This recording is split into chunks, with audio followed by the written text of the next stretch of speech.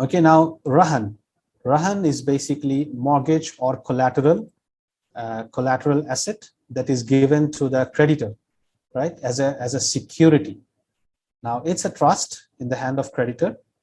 If there is any appreciation and income of the Rahn, it will also be considered collateralized unless it is agreed upon.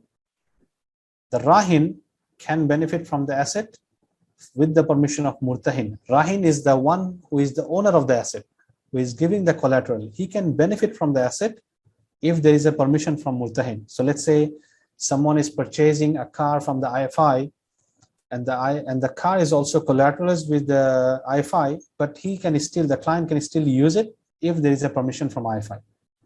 However, if Murtahin, the one who is taking the collateral, the creditor, wants to use the asset, then there is two things. Number one, he has to obtain permission from the owner, and number two, he cannot benefit from it free of charge. He has to pay for it.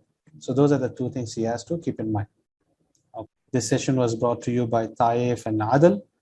If you have benefited from it, please share in your social media platforms about both the entities and share the word. Spread the word. Jazakumullah khairan.